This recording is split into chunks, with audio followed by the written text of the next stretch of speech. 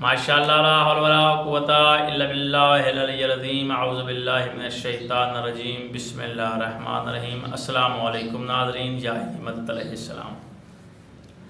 आज हम एक ऐसा वजीफ़ा, एक ऐसा अमल लेकर आपकी खिदमत में हाज़िर हुए हैं। जब आपके सारे रास्ते बंद हो जाएं, रिश्तेदार आपको छोड़ जाएं, कोई भी आपके काम ना आ रहा हो, दर दर की ठोकरें आपको मिलें, आपका कोई साथ न दे, बहन भाई रिश्तेदार कोई भी आपके काम ना आए तो घबराना मत। आज जो ये वजीफ़ा बताने जा रहा हूँ, ये अगर आप करेंगे तो दर दर की ठोकरों से बच जाएंगे।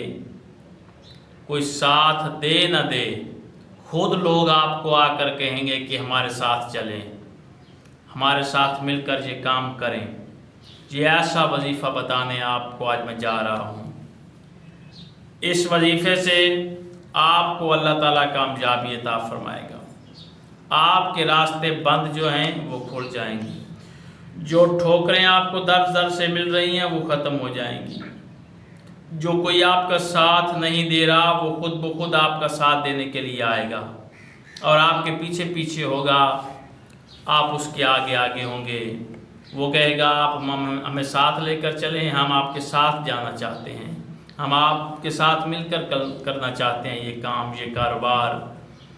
तो खुद लोग आपके पास चले आएंगे इस काम के लिए। ये वजीफ़ा है, बहुत ही मुजरब वजीफ़ा है, बहुत ही कारामद वजीफ़ा है, बहुत ही तजर्बे वाला वजीफ़ा है। और फिर आम नहीं, कुरान पाक की सूरा है ये, उस किताब की सूरा जिस पर पूरी दुनिया के मुसलमानों को यकीन है, ईमान है हमारा, उस कुरान की ये सूरा है, उस किताब की ये सूरा है।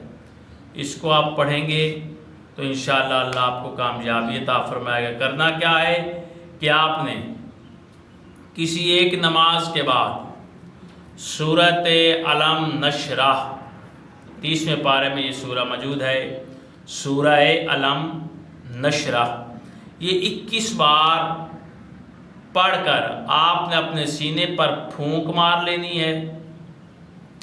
फिर जो होगा वो आप खुद देख लेंगे कि कितना इस अमल का आप पर असर हो रहा है। आप हमें दुआएं देंगे। कुरान पाक की सूरा है, सूरह अलम नशरह, आपने इसको 21 बार पढ़ना है।